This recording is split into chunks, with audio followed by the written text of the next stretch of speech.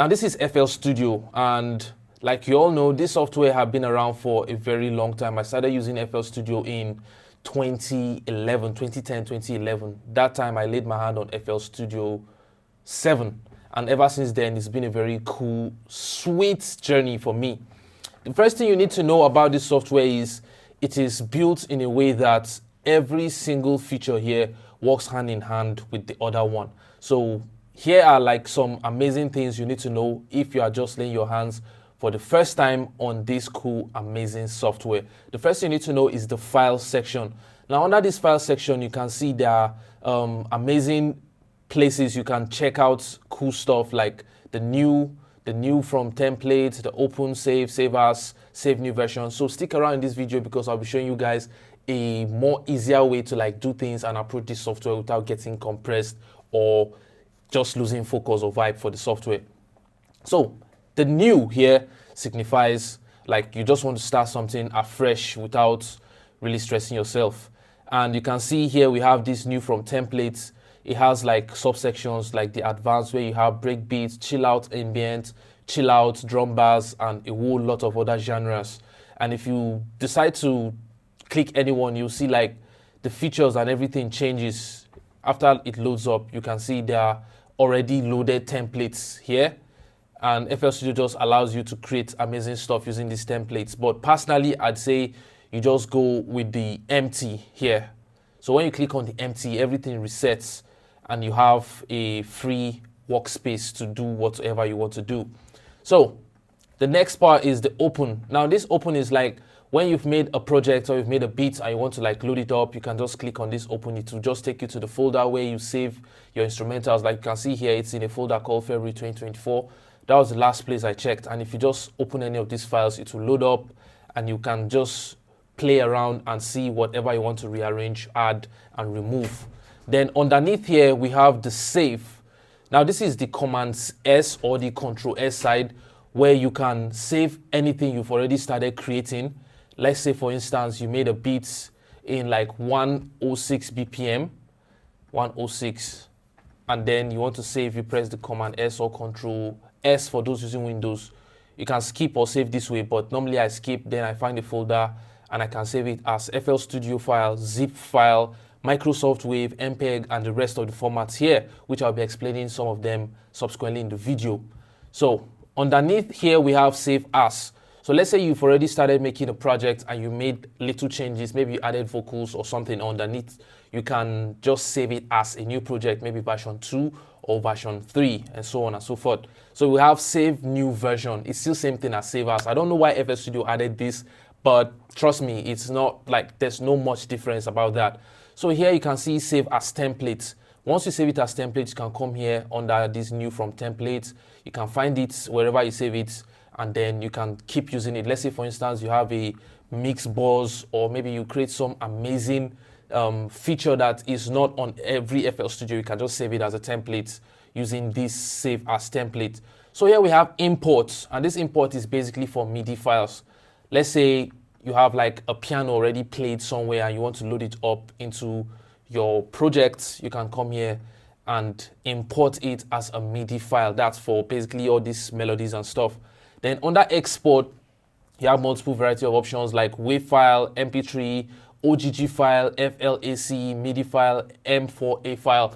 And the most popular one right now is the WAV file and the MP3. So once you want to go and purchase a beat, you'll see them asking you, do you want to purchase the WAV or the MP3? So preferably, I export as WAV format just to keep the originality of the beats and export it in a very high definition quality. And here under MP3, this is like for listening pleasure. Let's say you want to set it on WhatsApp or you want to just listen to what you made, so you can use MP3. And MP3 is a little bit more less space consuming, so preferably I say you export as MP3. But if you want to send it out or you want to record, you can use the WAV format so you don't lose any quality along the line.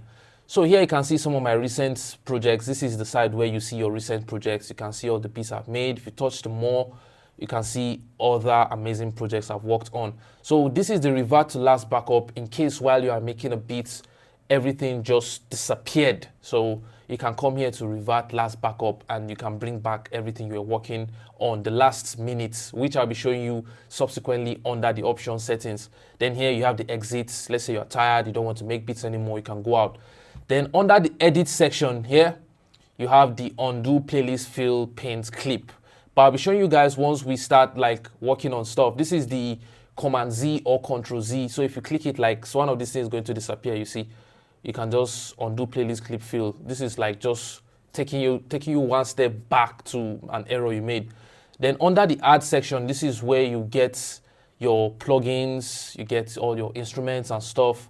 Let's say you want to load up a VST, you can come to this side, and you see here I already have some VSTs loaded, and I can come to manage plugins, and here I can install, refresh. This is just like my plugin manager. And if, let's say I installed a new plugin into my computer, I can come here and I can just find installed plugins here. It will load, show me all the plugins, and then I can just go back here. And if you click on the add, you'll see the plugin right here. Then under the under the add section again, you can add like any instrument to your channel rack, which I'll be showing you guys subsequently in the video. But in order not to get you guys confused, let's just go ahead. So this is the pattern side of the beat making, but I won't touch more of it right now because it is something that happens right here on the playlist, which I'm here to show you guys. Then under the view section, this is where you customize how you want your FL to look like. If you want the piano roll to pop off, you can click it here. If you want your channel rack to disappear, you can click it here. If you want, let's say, the browser to disappear, you can click it here. If you want it to come back, you can click, and then, yep, so there's so much you can do here. Here you have the toolbars. You can see here that the customization is just limitless. You can set your dynamic wallpaper, you can set background color, and so many more stuff. Then here under the option side, you can see we have the MIDI settings, audio settings, general setting, file settings, theme settings, and manage plugins. So if you click on the MIDI settings, this is where once you have a MIDI keyboard installed or added to your computer as an input device, you are going to come here and pick the keyboard, then enable it, and bingo, everything is going to be sounding inside of the computer. But subsequently, I'll be making a separate video to tell you guys how you can use a MIDI keyboard in your FL Studio. But for this video, I'm just showing you guys a walkthrough, a breakdown of what's inside of FL Studio. Then you can see under the audio settings, for me, I use an SSL2 Plus. Under the input side and output side, you can see there's a whole variety of stuff. Here's the default audio for my computer, and you can see this is the interface I use on SSL2 Plus. If I want to use my MacBook Pro speakers, of course I can choose it. Then I can also see the sample rate here, change the sample rate. I can do some amazing tweaking here, like increase the buffer length and reduce it. But normally I don't advise you touch any of these settings. Just leave it the way it is. It's perfect. I've never really tampered with this until like it's necessary, but it's never always necessary for me to touch them. Then if you go below that, you can see the general settings. These are like the basic settings in FL Studio. You can decide to do your pop-up scaling, your toolbar scaling, and here like your system GUI scaling. You can also set the language. If you are not Nigerian, if you are not African, you are not an English person, you can choose German, Spanish, French, Chinese, and a lot more other languages that FL Studio is going to be adding subsequently. So underneath here, you can see some other settings which I don't touch or tamper with. But if you feel like you just want to explore, there are many other things you can do to like see any setting that works with your style of music. So here we have the file settings, and it's basically just simple. These are like all the routings for your folders and your sample packs. You can see here there's the autosave side. For me, I put very frequently, every minute before risky operations. So you can set yours to maybe 5 minutes, you can set yours to 10 minutes, 15 minutes, and never. So, but for me, I'd advise you take the very frequent one in case you lose your file or maybe something happens and FL Studio crash. You never can tell. So underneath here, we have the theme settings. This is like the part where you can change the color of your FL Studio. You can see there are amazing themes here. Look, these are cool features that FL Studio added to just make it flexible and easy to use. But for me personally, I like this, the basic one. Sometimes I use this one, but for the sake of this video, I'm going to be using the normal FL Studio one. Here you have extra knobs like saturation, brightness, contrast. You can just mess around with it, tweak it, and see what comes out of it. So underneath here, we have manage plugins. So it's same thing as like the part I entered where I told you guys you can find and install plugins. If you don't want to go through that route, you can come here and here are all my plugins. You can see if I want to load them up, I can just click them directly and boom. So here under the tools, you can see there are like one-click audio recording settings via your editing and into playlists as an audio clip. But we haven't reached that side, so you wouldn't really understand until I come to the playlist. Then under the macros here, you can see you can prepare for performance mode, prepare for MIDI export, purge unused audio clips, and so many features here.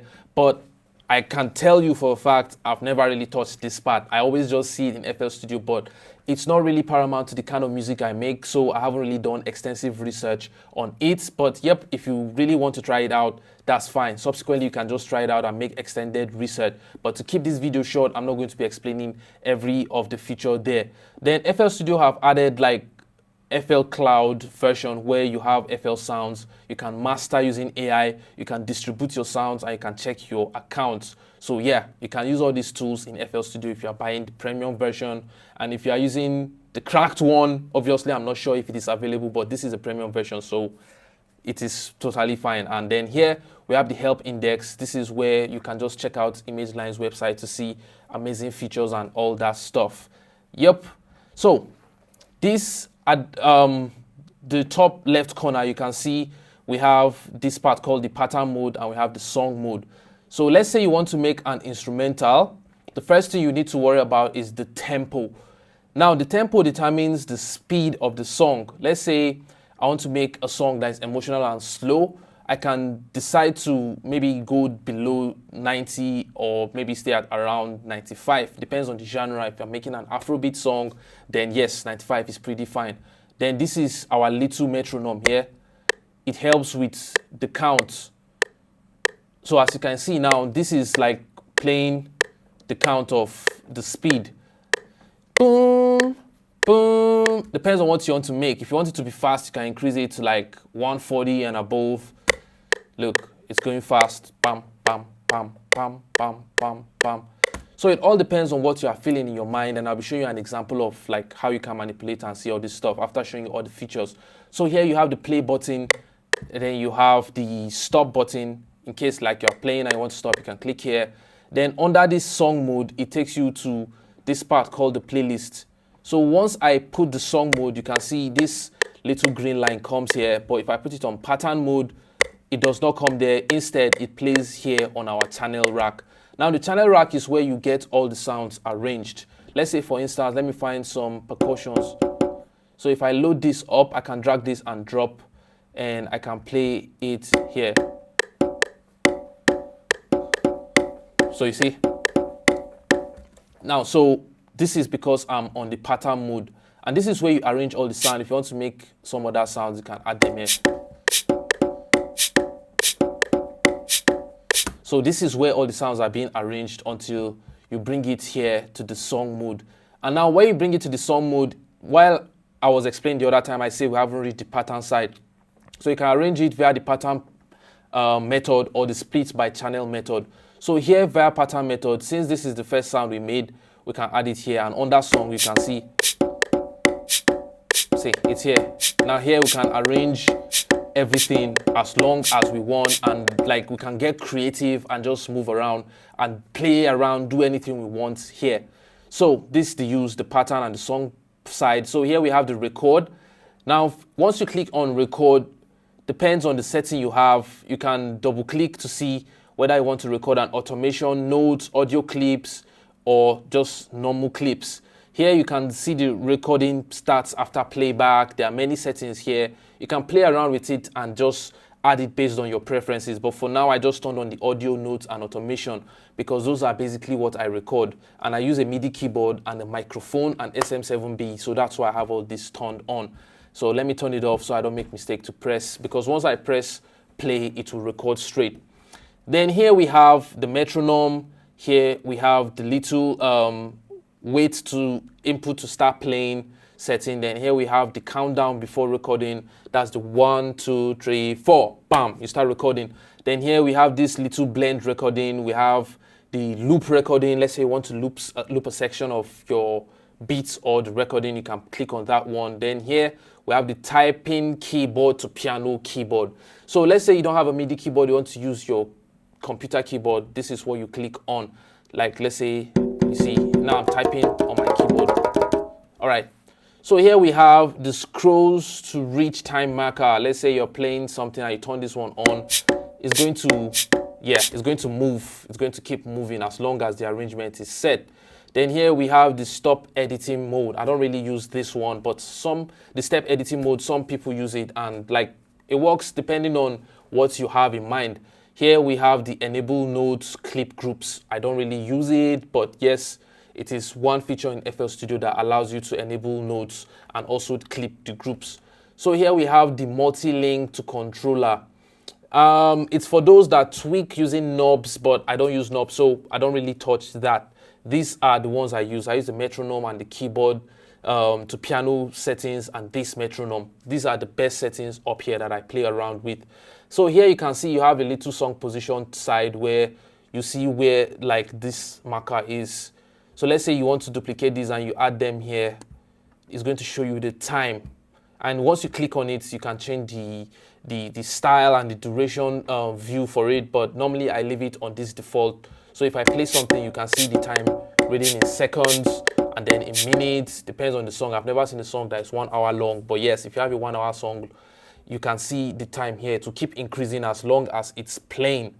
So here is like the little setting bar where you can choose whether you want the arrangement of these bars to be on line, on cell, 1/6 step, 1/4 step, 1/3, or depending on what you want it to be like. For those of you that don't have musical background, it's going to be a little bit hard for you to understand, but I'm making a video to teach you guys about all the steps and all that stuff. So it's still same thing here. If you see this magnet tool, that's just trying to show you like if you want to change the view on the playlist for the bars. So let's say put it on cell, there are some things that's going to change. If you put it on none, it's not going to be on any of these lines. It's going to be flexible. So, but usually I leave it on line. I don't let it leave that setting. Some use it on cell, and this is because it's flexible and normal to use. So here you have the patterns. Like as long as you are creating sounds, the patterns keep coming. So let's say we don't want to use this sound again, want to use a second pattern, we can just go second, click it here, and then start laying new sound. So this is our pattern 2 sound. So let's say, yeah, okay, so let me see.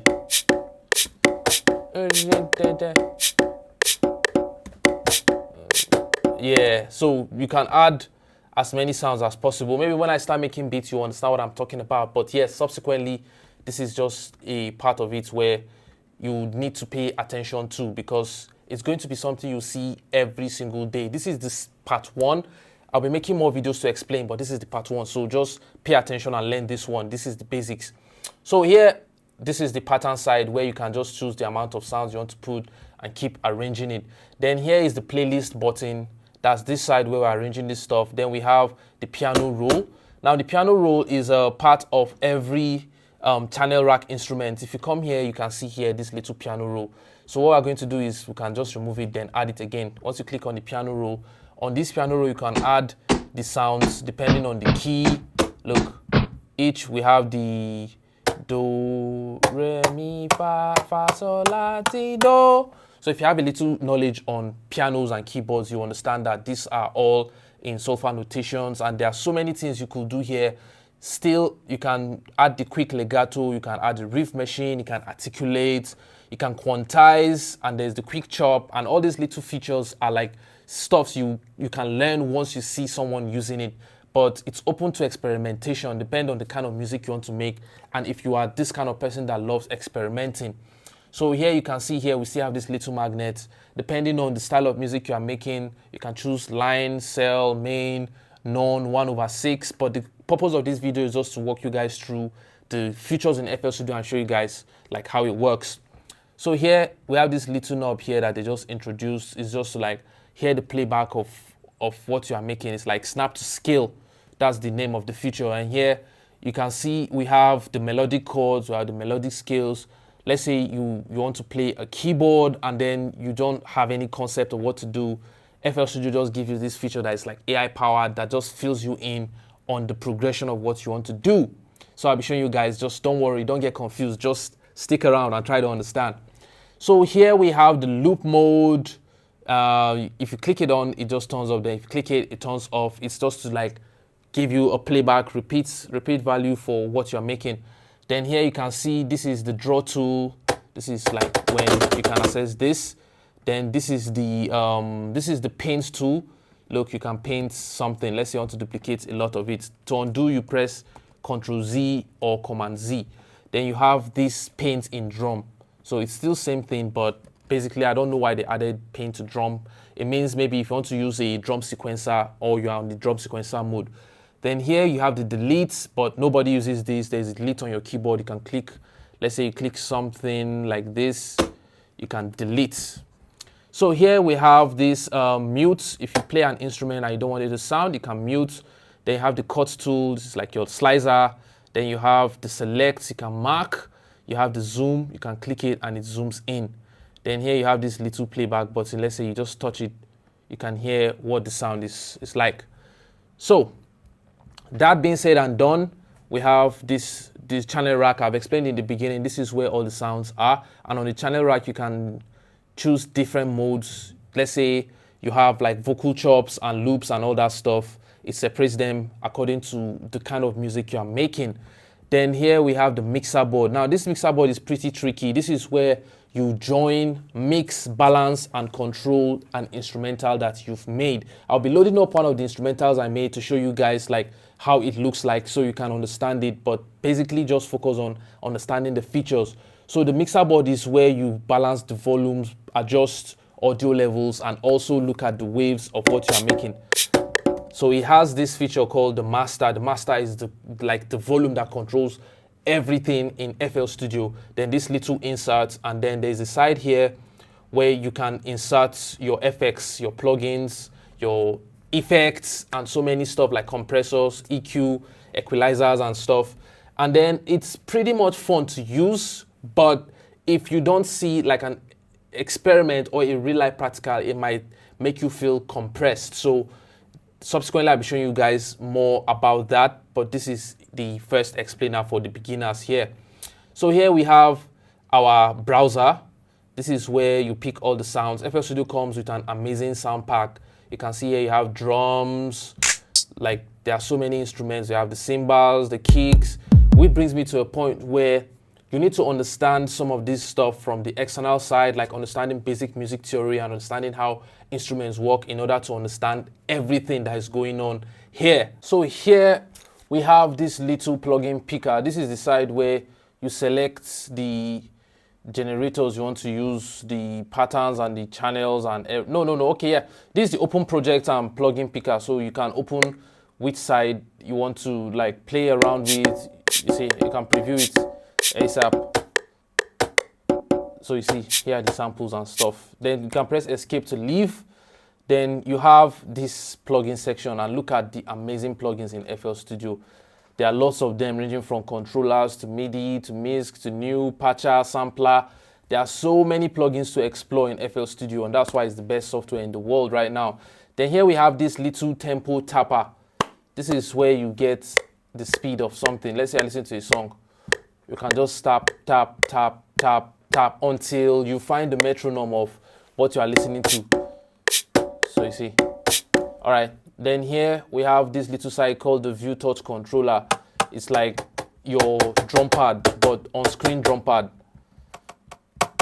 I usually route this to my MIDI keyboard if it has some kind of drum pad at the top. This makes it easy and flexible for me to use. So at the top here, you can see your the CPU load and your CPU panel. It shows you the history of what your system is consuming, and like if you want to optimize it, you can just use this side to like see if you are going above the limits. So those of you that don't use systems that are like pretty much fast, you can use this to be observing like the limits, the threshold of how your computer is working. Then here you have the undo history, you have the open new audio editor, we have the audio recording button, we have the help and about section, then we have this little guy called save, then we have the render as audio clip, and then finally we have the launch content library. But I don't really play with this because they are also here. You can see some of them here already. So there's no need to actually just play around with these guys at this stop. Then for this side, this is where you see like all the FL Studio upgrades, everything you need to know about the new upgrades and stuff you download from inside. There are even notification sites here. Then here, okay, we have on the browser, we have the plugin database. This is where you find your effects. You see there are lots of effects here, and you find your generators. So the difference here is that for the effects, these are used for like mixing and extensive touch on balancing and making sure the audio is sounding good. Then the generators are sounds that like come out, like the VSTs, the virtual instruments that allow you hear audio outside. And these effects are used for the mixer, while the generators are used for the channel rack. That's the basic difference. You can see here under my generators, I have so many cool plugins, the inbuilt ones called stock plugins and the outside ones called the external VSTs. So you can see here I have some downloaded already, and then I can decide which one I want to take, just draw it and load it up, and bang, I can start using them. Then under there you can see plugin presets. If you have presets already loaded, you can drag them and use them directly. But this video is not for that. I'm just going through FL Studio and showing you guys a review of it. Then here we have mixer presets. You can save all your presets. If you have some already saved, you can come here, right click, and then there are cool features in FL Studio that allows you to save the presets. You see here you can rename, change color, change icon, and you can also come down here. Oh, sorry, give me a sec. So under the channel routing, you can route an instrument. You can select all the routed channels, and then you can see how you can just like be flexible around using all the instruments you've already routed. And then under here you have scores. I've not really used these ones, but for those of you that make movie sounds and all that action-packed stuff, they use displays, the quantization, the humanization presets. Then you can add external sounds. If you don't want the one in FL Studio, you can see here I added my Hitsound sound selection, and these are like sounds that I selected over time, and I added them from my hard disk. So here I have like amazing cool sounds that I personally selected. That's how good FL Studio is. Then if you are still new to the ecosystem, there are new features that were added to FL Studio. Like under here you can see the project side. Then you can see this one have been there, the plugins have been there. Then we have this library section. We have FL Studio sounds. I'm not connected to the internet right now. Okay, I think I am. But yeah, I can go online and check through, look for amazing sounds online, browse through them, and then just utilize them in my beats without really stressing myself. Then under start, this is like when I have a sound I like and I want it to always be there, I can start it and it will come out here as a starred sound. So if you look down closely, you can see FL Studio previews the waveform of what you are dragging. That way you can know what to do with it. If you are going to drag it and mess around with it and tweak and just make it work. Because if you click any sound here, you can see that it has this cool, amazing feature on the channel rack that allows you to do some little processing before you send it to the mixer board. You can normalize, you can reverse, you can add reverse polarity, you can fade stereo, and there's so much you can do. Under this little section here, the envelope side, you can play around with the hold, you can play around with the decay, the sustain and the release, and so on and so forth. I'm just preparing you guys' minds so when I start doing the main tutorials, you're going to understand exactly how everything here works hand in hand with the other side. So here you have these little settings here where you can change the key, transpose, pitch, and then just add some little sustain. You can play with the mod X and mod Y. This might sound like further mathematics, but that's why I'm going to be making little videos to show you guys what everyone mean. And so if you go back here, you can play with the volume and play with the pan, whether you want it to go left or right. You can also do that on the mixer by adjusting the audio fader here. and panning left and right using this panning tool on top of it. And on the mixer also, you can see here we have this little EQ. This is like the basic EQ for the equalization side of the production. But since we are not going to be doing mixing and mastering today, I'm not going to make you guys' head explode. So let's say you have a sample or a loop that you want to add. You can drag it and drop directly. Some loops are good that they fit to tempo, and some you have to readjust. Let's say this is not on tempo. You can, let's play with the tempo with this little knob. This is the stretch audio tool. So you can just come here, click on this little tiny side, and you can put fit to tempo. And since it is within the range, the beat is 108, we can choose 75 to 150, and bang, that's it. This is a very amazing feature that allows sampling to go really easy. So if you off it now, you can see it's going same time with the metronome. Then let's say you want to add effects or claps and stuff, you can just drag them and drop directly. But if you don't want to go through all that, you can come here, drop it here, and maybe create a new pattern and play it here. So look, it still serves as the same. Easy fix. Yeah, so for the walkthrough, let me see what I haven't shown you guys. Okay, basically that's just it for the walkthrough. These are like all the features in FL Studio that you can utilize. Was it that hard? Of course it wasn't. So subscribe and turn on post notification, guys, because trust me, I want to take my time to make outstanding videos that will make you understand in depth of FL Studio. But I did this one straightforward just to make sure that you guys understand the basics. These are just the basics in the most easiest way I can explain it. I don't want to use a lot of terminologies or make your brains explode from too much thinking. But like I said, all you need to do is know about the tempo and metronome and know about where the plugins are, how the interface works. Then the next one is I'll be making beats for you guys and showing you guys exactly how complicated it can get when you are making an instrumental. Let me just open one instrumental and show you guys how. Okay, oh shit, this thing is not connected. My hard disk is not connected, so it might not open. But maybe let me just find a project that is like still in its demo phase. So you can see something like this. This is a complete instrumental.